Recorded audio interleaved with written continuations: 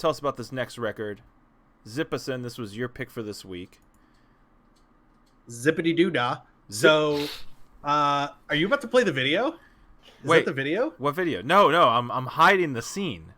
You're hiding the scene. Until you say it. Oh, okay. So this next one is actually earlier this year. Princess Nokia, who Pitchfork has been obsessed with for like 2 years, rightfully so. She put out some great music for the last couple of years. She put out basically 2 LPs on the same day. Everything Sucks, and what's the other one called? Everything's Awesome. Everything's Beautiful. Everything's Beautiful, right?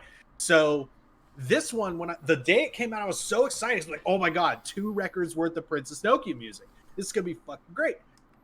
This record got like flushed down every toilet in America. At least that's what the comment boxes looked like. It's like, what is this shit? This is awful. Like, what happened to her? And then you read the reviews for the other record, and you kind of get to understand that like both of these records are kind of like an oral history of her career in a way. So it's like the beginning of this record, Everything Sucks.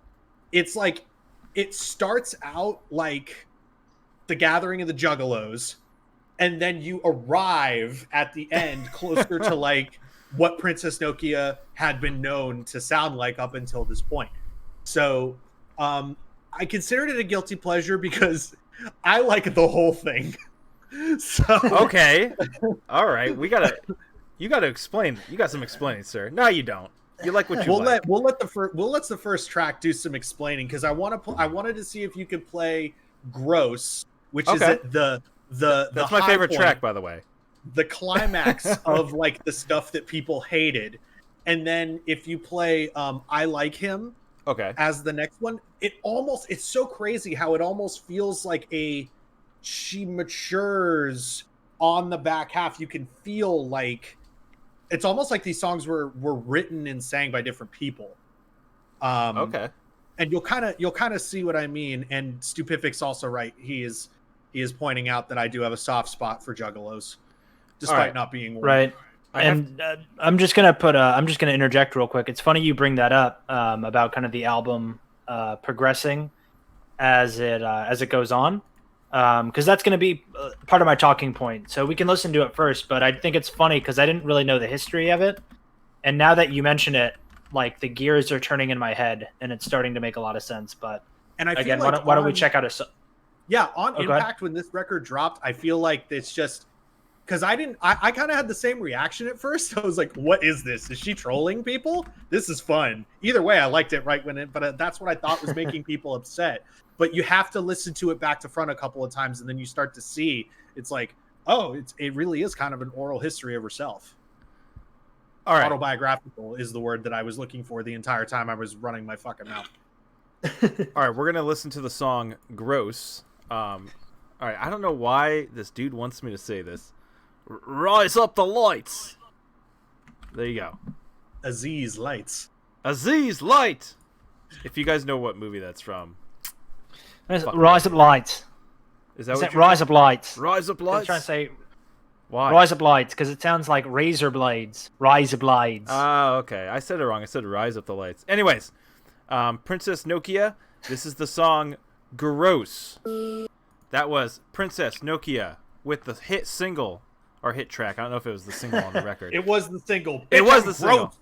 All right. I just have to say this because I usually don't listen to music like this, but sometimes I find it fucking hilarious, and it's because of lyrics like this. And this is probably the only time you'll ever hear me say this. All right. This Pookie. You got it. you can't even say it. I can't even say it. We're gonna do it live. Fuck it. All right. We'll try again. I want to hear what you were trying to say. I got Haley laughing at me. This pussy, hocus pocus. He won it, but I'm focused. Plaguing with the locusts. Parting waters like Moses. That is fucking... that is beautiful. It's merciless. When I heard that, I was laughing so fucking hard. Also, there's something about garlic in a cauldron at some point. She's got garlic in her pocket. She's got garlic in her pocket. The lyrics on this record, they're fucking a ton of fun. Usually when I listen to anything like hip hop or rap, it's usually really fucking serious, like half the time. Unless it's Weird Al. Yeah, I'll go there. But this is nothing like that. It's a pretty. It was. I'm glad that Jared gave us something like different to actually listen to and talk about. Because usually here, it's fucking metal focused, but we don't want it to always be like that. So thank you for getting us out of our comfort zones. That being said, Jared, swinging it over to you. How do you feel? Oh, sorry. What I really liked about what I really we practiced this in the mirror last night. Yeah. Yes. What I really like about this is actually something that No Sauce had pointed out to me about this song that we kind of like agreed upon. It's like, yeah, bitch, I'm gross. It didn't make sense to me, like other than like like, you know, I laughed obviously because it's just it slaps you right in the face. Yeah. With novelty, exactly. But then she said, but I'm locked in the studio more. I'm asleep on the motherfucking floor. And it's like, oh, okay, she's gross because she's focused, you know, pussy hocus pocus. So yeah, she works hard, and I mean she's been that way through her whole career, that she's just been ultra confident. You know, she's got a lot of this like, I'm gonna seduce your boyfriend and your girlfriend type of energy. Nice. And she just always comes strong with each track. So to me, like, even though the fact that a lot of these lines are fucking hilarious, no joke, she's got a lot of control and she doesn't take herself so seriously that you can't put a line in there like, bitch, I'm gross. But I really just appreciate how head on she went in the start of this record to be like, yeah, no, I used to be the juggalo, dark, edgy, you know, type of person that brought it to the hood. I was still a rapper, but, you know, like I'm talking about, you know, the dark carnival. I'm a fucking warlock. Like, I'm gonna put you in my cauldron. Like, it was just cool to see that, because before this record, like, she's always been like so smooth and controlled and confident, and to see her kind of shed some light on what I believe, and this is just my interpretation. I don't know enough about her, and I haven't like listened to interviews where she's confirmed this if she has, but it just kind of fit to me based on how it's presented. Feels like she's taking a look back at, you know, probably what she was like when she was a teenager, or, you know, a much younger adult. So it's kind of cool to see that if it is her coming from a place of, you know, honest autobiographical vulnerability. Yeah, and you know, just like you talk about her, like, kind of being real with herself and stuff, and not basically like you know, wearing your heart on your sleeve type situation. Like tracks like Harley Quinn, where it's basically just, you know, punching through glass type situation, you know, like, this is fucking me. And also with back on the song Gross, she also talks about like selling out. Mm-hmm. You know, how like, hey, I've been asked to do this shit and I'm not gonna do it. I'm doing my thing. This is my project.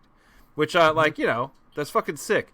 But she always puts a nice spin on things where like it's high energy and everything just like you said, it's like a slap in the face. Like, it's very like in your face. And I enjoyed that. I thought it was a lot of fun. I like the cussing. I hope my mom isn't watching this. I like the It's okay, Mom, it's my fault. Yeah. I fucking love that shit. I usually don't. Whoa. Oh, sorry. I love that stuff. I like that stuff. I like that stuff. I enjoyed the record. It was a lot of fun. It was also fun reading up about her. And yeah, I haven't heard Everything Is Beautiful, but apparently it is this record flipped upside down, according to what I've read. So I'm definitely going to check that out afterwards. And I know it's going to sound different, but it's less gross. It's less gross. But I would definitely give this another spin. And if I had to rate it, I'd probably give it a strong 7 out of 10 because I had a lot of fun listening to it. I listened to it a couple of times, and the first time was kind of like, I was kind of like, wait a second, like what is going on here? Why is my speaker shaking? And then the second time, you know, because like I'm a big like instrument guy. Like when I first listen to a record, the only thing I hear is literally the fucking instruments, which can be tough for a record like a hip hop record or a rap record where it's very it's repetitious with the beats and rhythms and stuff like that. Then the second listen, I kind of take in the fucking lyrics and stuff, and I had a blast. And I recommend it. It's a fun record. Just like the chats, we're talking about fun fucking shit today. Maybe this should be called the fun episode. Emilio. Every episode's the fun episode. I mean, with your side stories. All right, Emilio. How do you feel about Princess Nokia? Everything sucks. Well, what's interesting is it reminds me of this one show called Alvin and the Chipmunks. So you have Alvin, and he's kind of the troublemaker. Simon, and he's the intellect, and Theodore is like the sweetheart. And Theodore, you know, there's this episode where he writes a song, and he uploads it to YouTube. All right, I'm sorry. Anyways, so you know, it was cool. Like Jared, you'd kind of brought it up. Upon like when I first listened to this, right? Like the first track, I was like, all right, you know, like this is all right. Like I don't really know what I'm listening to. A lot of people felt when it first came out that first week. Yeah, because like, you know, I listened to and I shouldn't like I didn't even full listen. It was kind of like a passive listen, but I'd you know, kind of listened to 1992 Deluxe.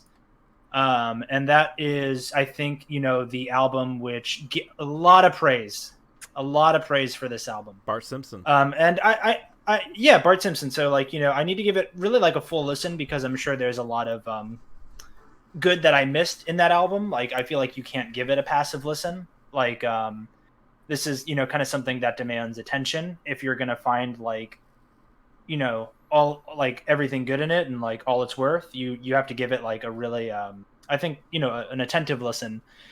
But what was weird is like I started the album Everything Sucks and I was like, I don't really give a shit about this. Like the first 2 tracks, even like the first 3 tracks, I'm kind of like, all right, like this is pretty straightforward. Like, you know, I'm not getting a lot out of it. But then by the time you get to the end of the record, you get to Just a Kid, right? And the tone changes. It gets a lot more serious. And you realize that, like, there's been some serious, like, tones here and, like, messages to take away the whole time. It's just being communicated in maybe an odd way or, like, a way that we're not used to interpreting. So I think that there's a lot of really cool things going on this album. And, like, I didn't like it until I got like maybe to like the last 3 or 4 tracks. Like it kind of grew on me, you know what I mean? As I was listening to it, it's like, okay, I think I'm starting to see what's going on here. And like, now it's starting to make sense. It's growing on me. The record matures because I think like from the beginning to the end. Yeah. But I think it's also like, you know, it's kind of infectious. Like the beats are really good. Like a lot of the sound and the production is really good on this album. My personal favorite track is Woes, the second to last one. I think it's the oddball on the record, and it's a little bit more sing-songy. It kind of sounds like a promise or kind of like a, you know, it's about friends, and I think she says something about a sailor song in that track. So it's kind of like a, I don't know, I can't think of the word, but it's like an anthem almost, right? So yeah, I don't know. I liked a lot. I actually quite liked it, but I didn't realize I liked it until like it was nearing the end. Mm-hmm. Well, you know what sold me? Besides the song Gross, because honestly I'm gonna say Gross kind of made the record for me. But the Korn scatting, the you know what I'm talking about. As in Crazy House, it's the second track. Yeah, she does the boom, you know, like that type of stuff. I do that really good, actually. But that was what almost turned me off the day that it came out. I heard that she's sandbagging us. There's no way. Like I was like, she's sandbagging her whole fan base. Cause like the record that made me pay attention to her like completely is the EP A Girl Cried Red. Came out in 2018. That was the follow-up to 92 Deluxe. But yeah, no, you're right. When she starts doing the Jonathan Davis scatting, that's when Right. that's when I was like, what the fuck is going on? I was like, this is hilarious. Like I can't believe and like I that stuff when I was a kid, I loved Korn. Okay, I think everybody. I still love Korn. Hey, that first record fucking slaps. But anyways, Right. when I heard that, I was like, I need to see this shit live. I'm serious. I was like, I got to see this person do this live because it'll blow my fucking mind. Yeah. I mean, dude, it's I guess what's like funny about this though is like an introduction, like Everything Sucks, I think is an introduction to this artist is like it's weird, right? Because like if you don't know who it is and you hear those first two tracks, you're like, oh, like who is this juggalo? What is going on? Well, like what is this? Yeah, you're kind of like, what is this? Like, is this serious? Like, is this hype music? Like, what's the message here? But then when you kind of hear the background, by the time you get to the end, it's like, okay, wait, I need to listen to this again and like revisit the lyrics now that I have like a premise of her background and like what her story is. So yeah, dude, this is I'm glad you made us. I don't think that was the case. Like the first track or two in, admittedly, I was like, what the fuck? But after listening to the whole thing, I'm probably going to check out her whole catalog. Definitely Deluxe. And, give this like, good. yeah, I want to give this like a really like, a really attentive listen. So I'd say it's like, probably like an 8, 8 out of 10 for me. Cause that was fun. I really enjoyed that more than I thought I would. Very cool. We're giving juicy scores tonight. I got a full 7. disclosure too.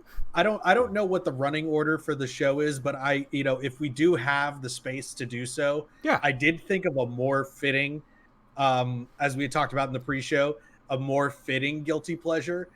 So if we can squeeze in a music video, I'll definitely give you something to walk away with, Emilio, that's going to make you not want to listen to it after this show. Well, okay. Hey, let's play the I Like Him, and then after that, I'll pull us into a different scene and let's watch this video. I'm curious. You like who? I like him.